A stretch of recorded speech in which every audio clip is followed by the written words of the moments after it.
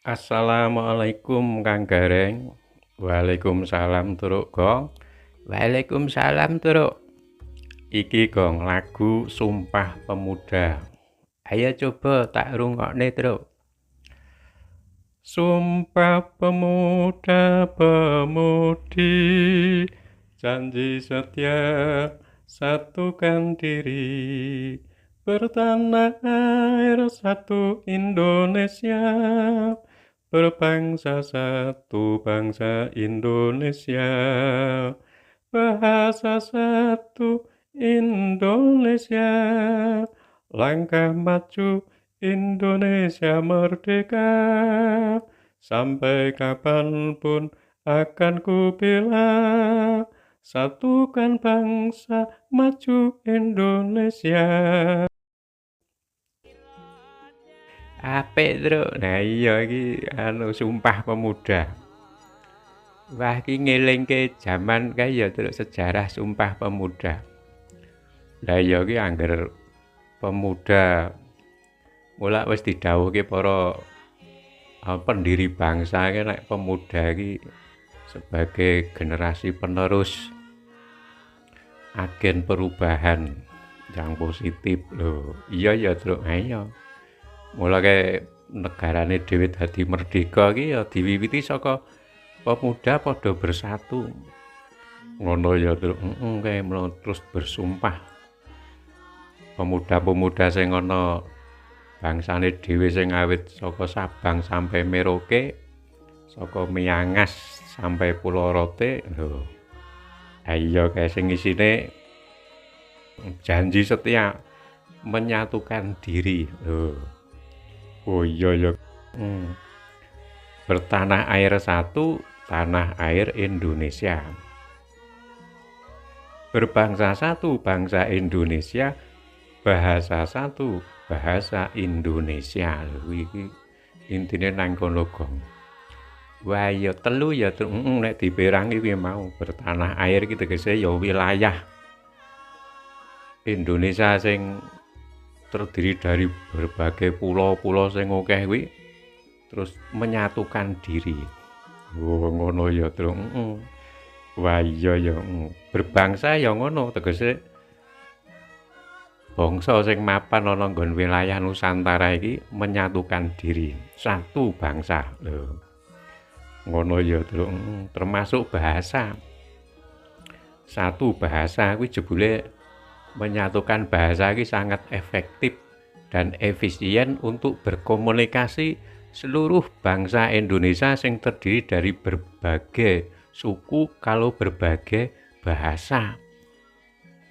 Mula nek wong jaman biyen arep sinau kabeh basa iki ya ora mungkin, Truk. Wah iya ya Gong, ora mungkin. Mula memang idealnya kudu ana satu bahasa untuk semua. Ah iya ya Truk. Nah iya. Bahasa Indonesia kuwi bahasa pemersatu. Oh iya ya Gong, iya. Jadi nek bahasa Indonesia menjadi bahasa pemersatu iki tujuane mbiyen ya kuwi. Tumraping bangsane dhewe kuwi mau. Dari sekian bahasa siji sing ditunjuk sebagai bahasa pemersatu. Wah iya berarti kuwi penting ya, penting termasuk dunia iki ya kudu eneng bahasa pemersatu. Ngono ya Truk. Tegese sing siji memudahkan komunikasi. Kaping pindhone menjadi pemersatu. Ngono kuwi jane fungsine bahasa ngono to, siji kanggo memudahkan untuk berkomunikasi, keduane untuk pemersatu. Kuwi ideale ngono. Lah iki wis cocok tuh praping bahasa Indonesiane dhewe iki mbiyen wis sesuai karo kuwi mau Truk. Sijine bahasa memudahkan komunikasi, efektif, efisien. Kaping pindhone ya bener-bener jadi bahasa bangsa. Lah iki nang tingkat dunia ya kudu ngono, Truk. Oh iya, bahasa kudu jadi tidak hanya sebagai bahasa, sebagai alat komunikasi sing efektif, ning sing luwih penting meneh kudu menjadi bahasa dunia. Bangsa-bangsa. Wah iya ya Gong. Lah muga-muga bahasa Indonesia ora mung kanggo pemersatu bangsa Indonesia tok ning uga muga-muga iso dadi bahasa pemersatu dunia. Ngono ya, untuk memudahkan komunikasi dunia. Wah iya ya Truk. Tujuane ngono Truk. Lha iki wis ana bahasa dunia wis ana ya Truk. Ya saiki iki wis eneng ya iki bahasa Inggris lho. Ayo, lho kenapa mbiyen iki bahasa Inggris dadi bahasa dunia Truk? Ayo merga pancen jaman dhisik iki kuwi saka nek manut dawuh para pinter iki merga saka industrialisasi. Tegese piye Truk? Lho tegese iki jaman semono iki lak industri mesin-mesin iki lak diproduksi pertama kali lak saka Eropa kono Gong. Ngono Truk iya. Saka Eropa diproduksi bahasane lho bahasa Inggris, bahasa Eropa kono. Ngono ya. Dadi jeneng-jeneng mesin-mesin operasional mesin lan sak panunggalan iki nganggo basa kono. Mula gandeng industri rali disebar seluruh dunia. Mula kaya-kaya ki otomatis wong sak dunia terus kudu sinau bahasa Inggris. Supaya iso mengoperasikan mesin-mesin kuwi. Oh iya ya. Sebab jeneng-jenenge nganggo bahasa kono kabeh kok. Akhirnya suwe-suwe dadi bahasa internasional ngono kuwi mah. Ya terus sing tujuane ya kuwi mau. Sijine untuk gampang efektif berkomunikasi mung sinau basa siji kuwi iso omong karo wong sak donya. Kuwi diharapke ya uga karo bahasa kuwi menjadi bahasa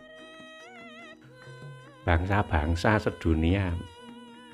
Oh ngono ya. Kuwi ngono.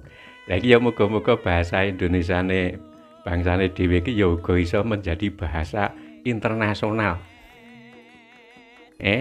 Sing ora mung kanggo efektif kanggo berkomunikasi ning iga muga-muga iso kanggo sarana untuk jembatan itu bangsa-bangsa sedunia. Wah, hebat ya, Truk. Mula saiki iki awake dhewe wis tau informasi sing ana iki bahasa Indonesia wis mendunia lah ngono. Iya ya. Ora mung bahasane tok, uga apa sing ana nggon sub-sub bahasa sing mewakili kebudayaan bangsane dhewe iki iso dingerteni lewat bahasa. Oh iya dening masyarakat dunia. Oh ngono jebule bahasa iki ora mung bahasa sing ketok diucapke ning jebule dibalik di belakang bahasa kuwi ana budaya-budaya sing mengiringi bahasa kuwi mau. Contone umpamane nalika ana wong luar negeri ngerti bahasa Indonesia, akhirnya ngerti budaya bangsane dhewe. Apa sing diucapke bangsane dhewe saben dinane, kebudayaan senine lan sak panunggalane sing ana bangsa kuwi lak dunia dadi ngerti lewat bahasa kuwi. Oh iya ya. Lho kuwi hebate iki manggone nang kono. Dadi bahasa iki dibalik bahasa kuwi ana sing digawa. Oh iya ya. Lah tujune bangsane dhewe iki kuwi mau bahasa pemersatu. Lho iya ya. Mula muga-muga sebagai bahasa bisa membawa inspirasi dunia uga sebagai bahasa bangsa-bangsa. Oh ngono ya. Iki cita-cita bangsane iki bangsane dhewe iki werna-werna kok dalane ana lewat bahasa. Ana lewat seni budaya, olahraga, ilmu dan teknologi, pendidikan iki nek iso iki kuwi cita-cita bangsane iso membawa pengaruh dunia. Ngono ya. Damai dunia. Lah iya kuwi lak amanah bangsane lak ngono to, Truk. Wah iya. Kuwi sumpah pemuda pemudi. Truk Ayo lho sing sumpah ora mung pemudane ning termasuk pemudine barang kok. Lah iya ya lho ki jebule iki awake dhewe iki Gong nek ora dingertekne karo pemahaman ngono iki semangat iki dadi kaya ora duwe kae. Kaya bingung. Anu ya apa gregete iki apa ngono lho, Gong. Wah iya. Aja nganti generasi muda iki kaya awake dhewe jaman dhisik ora ngerti apa. Iya, Gong.